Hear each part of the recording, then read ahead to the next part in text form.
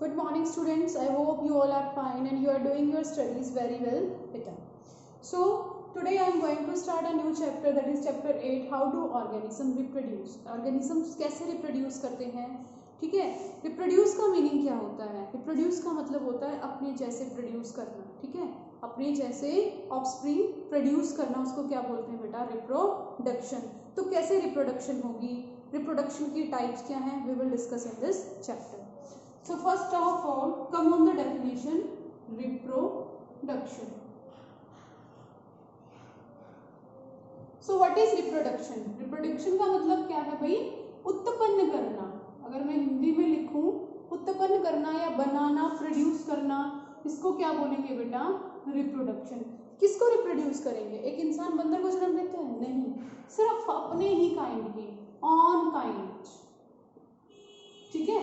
Reproduction क्या है? It is a process of producing on kind, कि हर एक इंडिविजुअल अपने जैसे ऑर्गेनिजम्स को जन्म देता है, उसको क्या बोलते हैं बेटा? रिप्रोडक्शन बोलते हैं। क्या बोलेंगे? Reproduction. It is the process of producing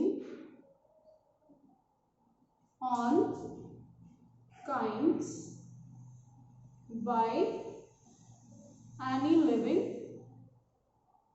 organism, ठीक है। कि भी कोई भी लिविंग ऑर्गेनिज्म जब अपनी तरीके के इंडिविजुअल्स को process of producing on kinds individual, तो उसको क्या बोलेंगे हम बेटा? रिप्रोडक्शन। क्या बोलेंगे बच्चे? रिप्रोडक्शन। तो जब भी रिप्रोडक्शन होता है दो तरीके से हो सकता है बेटा रिप्रोडक्शन। इच में भी सेक्सुअल और इच में भी एसेक्सुअल रिप्रोडक्शन, ठीक है। सेक्सुअल रिप्रोडक्शन में हमेशा दो इंडिविजुअल होंगे, एक मेल होगा और दूसरा फीमेल होगा। एसेक्सुअल रिप्रोडक्शन में सिर्फ एक पेरेंट होता है, सिंगल पेरेंट। सिंगल पेरेंट वही क्या करेगा? डिवाइड करके नया इंडिविजुअल बना देगा।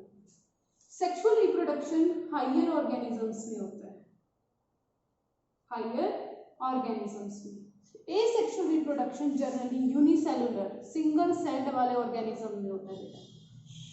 यूनिसेलुलर ऑर्गेनिजम्स में होता है।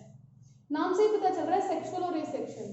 यहाँ पे गैमेट्स नहीं बनते, नो गैमेट फॉर्मेशन।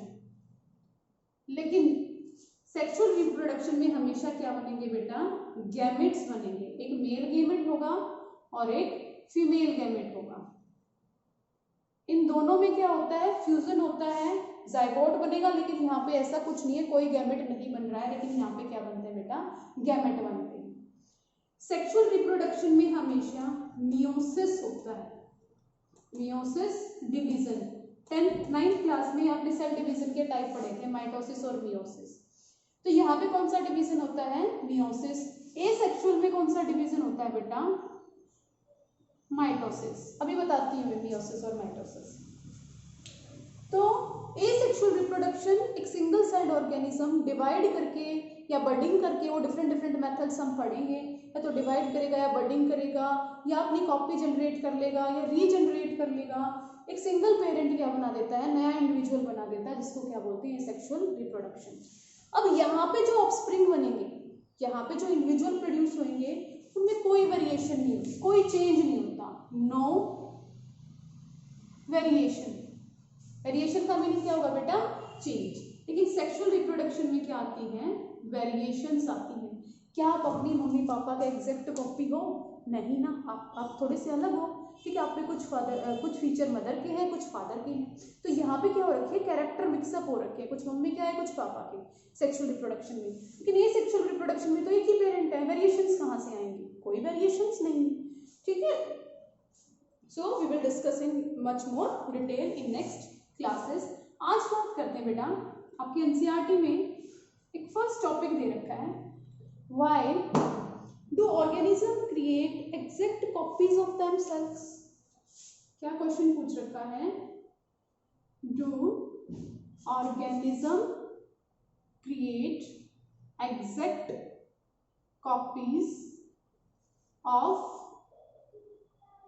themselves। देखो, अगर मैं सेक्सुअल रिप्रोडक्शन की बात करूं तो मैं मान सकती हूं कि ऑर्गेनिज्म एग्जैक्ट कॉपीज बनाते हैं, लेकिन सेक्सुअल रिप्रोडक्शन में ऐसा कुछ नहीं है बेटा। तो इसको समझने के लिए हम क्या समझेंगे कि एक सेल है, इस सेल को डिवाइड करना है, एक ये नई सेल बनेगी और एक ये डॉटर सेल, ये पेरेंट, और ये क्या है बेटा, दीज आर डॉटर सेल। तो इस पेरेंट सेल के पास कुछ इंफॉर्मेशन है। पेरेंट सेल के पास क्या है, यहाँ पे न्यूक्लियस होता है बेटा, दिस इज योर न्यूक्लियस, और न्यूक्लियस में जेनेटिक मटेरियल होता है, दैट इज डीएनए। और डीएनए से ही क्या बनते हैं बच्चे, प्रोटीन बनते हैं। डीएनए से क्या बनेंगे, प्रोटीन। और जहां पे जोन से टिश्यू में जिस टाइप के प्रोटीन बनते हैं ना, उसी टाइप का उस टिश्यू का फंक्शन होता है। जैसे हमारे मस्कुलर टिश्यू है, मसल्स हैं, उनमें मसल वाले प्रोटीन बने हैं, बोन्स हैं, बोन्स वाले प्रोटीन बने हैं, ठीक है। तो ये प्रोटीन ही डिसाइड करते हैं। प्रोटीन बनाने की इंफॉर्मेशन किसके पास है, डीएनए के पास है। किसके पास है बेटा, डीएनए के पास है। तो इसके लिए सेल क्या करती है, अब सेल को डीएनए यहाँ पे भी देना है और यहाँ पे भी देना है, लेकिन यहाँ पे तो एक ही कॉपी है। इसके लिए क्या करता है, डीएनए अपनी रेप्लिकेशन करता है। ये डीएनए क्या करता है बेटा, अपनी कॉपी बनाता है, उसको क्या बोलते हैं, रेप्लिकेशन। जब इसने कॉपी बनाई, जब इसने अपनी कॉपी बनाई, मान लो ये डीएनए है और इसने एक और ये कॉपी जनरेट की, अगर ये बिल्कुल एग्जैक्ट कॉपी बनाता है, बिल्कुल सेम कॉपी बनाता है, तो इंफॉर्मेशन क्या गई, यहाँ पे भी सेम गई और यहाँ पे भी सेम गई। लेकिन अगर इसने इंफॉर्मेशन को चेंज कर लिया, तो डीएनए से प्रोटीन बन रहा था, इट मींस प्रोटीन भी दूसरे टाइप का बनेगा। हो सकता है खराब प्रोटीन बन जाए, तो हो सकता है ये सेल कैसी प्रोड्यूस हो, खराब हो, और ये सेल क्या है, मर जाए, डेड हो जाए। हो सकता है ना बेटा कि डीएनए से क्या बनेंगे, प्रोटीन बनेंगे, डीएनए से क्या बनेंगे, प्रोटीन बनेंगे। और हर एक सेल जब डिवाइड करती है तो क्या करती है, अपने डीएनए को कॉपी करती है। क्यों करती है कॉपी, क्योंकि सारी इंफॉर्मेशन तो न्यूक्लियस में है। अब इसकी कॉपी करने के लिए कॉपी करेगी, एक इसमें ट्रांसफर करेगी और दूसरी इसमें ट्रांसफर करेगी, ताकि बराबर इंफॉर्मेशन इसके पास जाए और बराबर इसके पास जाए।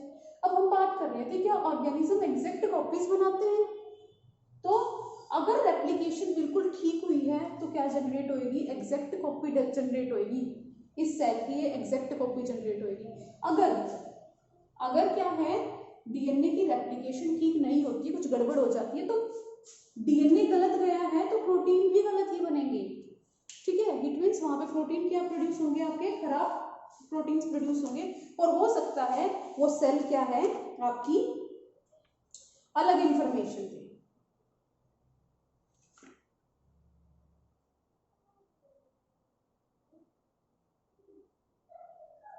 तो मैं ये बोल सकती हूँ कि ये दोनों सेल्स क्या प्रोड्यूस होंगी बेटा, आइडेंटिकल।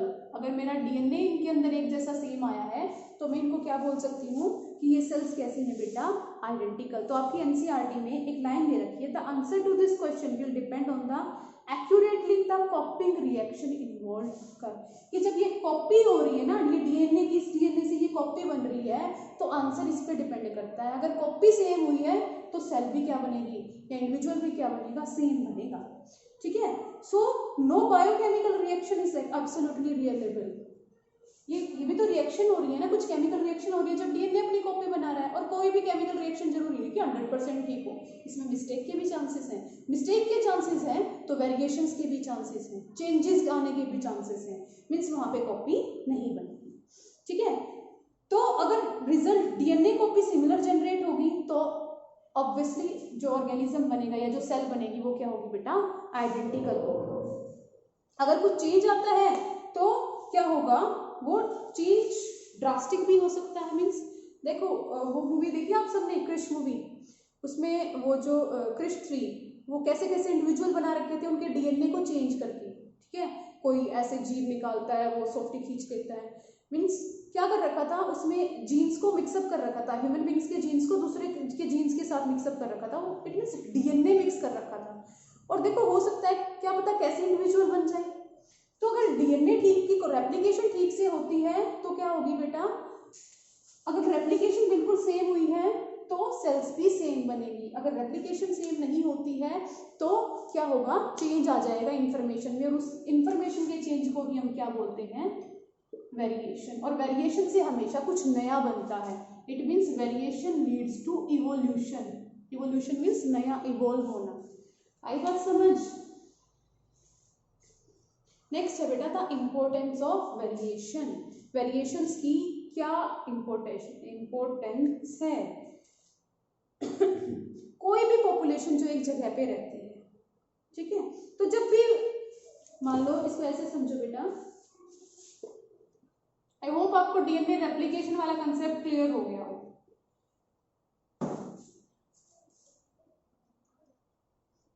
कि भाई ये कोई प्लेस है और यहाँ पे एक पॉपुलेशन रहती है, ठीक है, कुछ ग्रुप ऑफ इंडिविजुअल्स, उसको पॉपुलेशन बोलेंगे।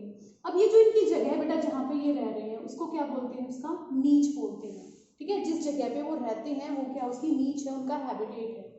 अब जितने भी इंडिविजुअल्स यहाँ पे हैं ये क्या करेंगे, सब रिप्रोड्यूस करेंगे और अपना नंबर क्या करते जाएंगे, ज्यादा। देखो किसी जगह पे सर्वाइव करने के लिए हमें रिप्रोडक्शन करना है, हमें अपने, अगर हम रिप्रोड्यूस नहीं करेंगे तो हमारा नंबर तो खत्म हो जाएगा और एक टाइम आएगा कि हमारी स्पीशीज खत्म हो जाएगी। तो रिप्रोडक्शन से क्या करते हैं, हम अपनी स्टेबिलिटी मेंटेन करते हैं कि हम इस इकोसिस्टम में, इस एनवायरनमेंट में प्रेजेंट हैं। ये कौन किससे डिफाइन करेंगे, हम रिप्रोडक्शन से। तो कोई भी ऑर्गेनिज्म अगर उसका नीच चेंज हो जाए, ठीक है, मीन्स उसकी जगह, उसका टेम्परेचर चेंज हो जाए या कुछ और चेंज हो जाए, तो उसके अंदर क्या आ जाएंगी, वेरिएशंस। वो उसके अकॉर्डिंग अपने आप को चेंज करने की कोशिश करेगा। एक एग्जांपल लो, जब कभी डायनासोर्स थे तो कुछ तो अर्थ में ऐसा हुआ होगा, कुछ तो चेंजेस आए जिसकी वजह से डायनासोर सारे खत्म हो गए। एक वेल एक्सेप्टेड थ्योरी ये कहती है कि भाई एकदम से टेम्परेचर इतना चेंज हो गया था कि उस टेम्परेचर पे डायनासोर्स एग्जिस्ट नहीं कर पाए, वो मर जाते हैं, ठीक है। तो ये किसके हुआ कि एनवायरनमेंट में उनका नीच क्या हो गया, एकदम से चेंज हो गया, जिसकी वजह से वो सर्वाइव नहीं कर पाए। वन मोर एग्जाम्पल कि कुछ बैक्टीरिया हैं, वो बैक्टीरिया एक पानी में रहते हैं, यहाँ पे इस पानी में बैक्टीरिया रहते हैं। इस पानी का टेम्परेचर है 30 डिग्री सेल्सियस, ठीक है। इस टेम्परेचर पे ये जिंदा है, लेकिन टेम्परेचर एकदम से हो गया 70 डिग्री सेल्सियस। तो ये जो बैक्टीरिया, यहाँ पे जब टेम्परेचर 70 डिग्री सेल्सियस हो जाएगा तो मर जाएंगे, सारे खत्म हो जाएंगे, ठीक है। क्यों, क्योंकि इनकी नीच क्या हो गई, चेंज हो गई। तो जब ऐसे एनवायरनमेंट बदलता है या कुछ चेंजेस आते हैं तो उसके अकॉर्डिंग एनिमल या ऑर्गेनिजम्स भी अपने अंदर कुछ चेंजेस लेके आते हैं, ठीक है। और उन चेंजेस को ही हम क्या बोलते हैं बेटा, वेरिएशंस बोलते हैं। इन वेरिएशंस की वजह से क्या है, ऑर्गेनिज्म अपने आप को वहां पे सरवाइव कर पाता है, अपने आप को जिंदा रख पाता है। मान लो ये बैक्टीरिया थे, मान लो यहाँ पे 100 बैक्टीरिया थे, 100, जैसे ही 70 डिग्री टेम्परेचर हुआ 90 बैक्टीरिया मर गए, लेकिन उनमें से 10 बैक्टीरिया ऐसे बच गए जिन्होंने अपने आप में फर्दर चेंज लेके आए, अब वो 70 पे भी सर्वाइव कर सकते हैं। This is known as the variation. और वेरिएशन से क्या बनी, एक नई स्पीशीज बन गई भाई जो 70 डिग्री पे भी सर्वाइव कर पा रही है, ठीक है। आई बात समझ। सो इसीलिए वेरिएशंस बहुत इंपॉर्टेंट होती है, वेरिएशन से ही नई स्पीशीज बनती है, एवोल्यूशन होता है। तो यहाँ तक एक चैप्टर को रीड करना, एनसीईआरटी से वीडियो को अच्छे से देखना, समझना, ठीक है बेटा। Thank you, have a nice day.